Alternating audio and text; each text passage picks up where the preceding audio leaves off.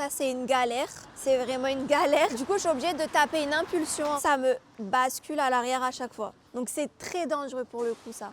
Moi, j'ai eu un accident quand j'avais 2 ans. Une voiture m'a renversée et du coup, je suis restée ce qu'on appelle tétraplégique incomplète. Donc, en fait, c'est le mélange entre la paraplégie et la tétraplégie. Du coup, là, on va faire des courses. On va voir un petit peu les complications que je peux rencontrer, notamment sur le fait que dans les rayons, c'est souvent en hauteur. Du coup, là, il y a l'huile de noisette, mais je ne peux pas la prendre. Elle est trop haute. C'est soit je demande pas et du coup, je rentre sans mon article, soit je demande aux gens. À force, ça me saoule un peu, j'avoue. Je suis allée peser des tomates. Ça va, la balance, elle était bien adaptée. Mais ça reste quand même très compliqué. Je ne pouvais pas rentrer en dessous. Donc, en fait, il faut que je m'avance vraiment du fauteuil pour bien appuyer sur l'écran. Et des fois, j'ai l'impression que ce genre de choses n'ont pas forcément été créées ou testées par des personnes finalement en situation de handicap vraiment, ce qui fait qu'on se retrouve avec des petits couacs comme ça.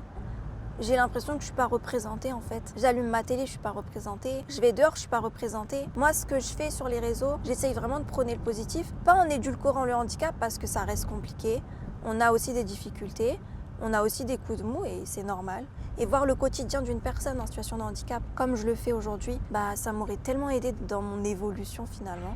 Du coup, là, je suis en parking souterrain et pour moi, c'est impossible de prendre le ticket. C'est beaucoup trop loin et j'arrive pas à sortir mon bras et à être flexible du dos. Ce qui fait que quand je suis seule, c'est impossible pour moi de me garer en parking souterrain.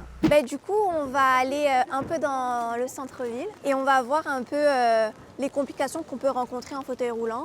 Alors, pour moi, une rue comme ça, c'est hyper compliqué. C'est des slaloms. En fait, c'est éviter les trous à chaque fois pour éviter au maximum le risque de tomber. Surtout quand je suis seule, parce que déjà, on peut se casser quelque chose, mais après, c'est de se dire comment je fais pour remonter. Et là, en fait, c'est encore pire que de demander une huile en hauteur. C'est de se laisser porter par quelqu'un que vous ne connaissez pas. Du coup, c'est ma pire hantise et c'est la pire hantise aussi de mes proches, de ma mère. Là, on a une rue, par exemple, cette pente-là, je la prendrai jamais toute seule.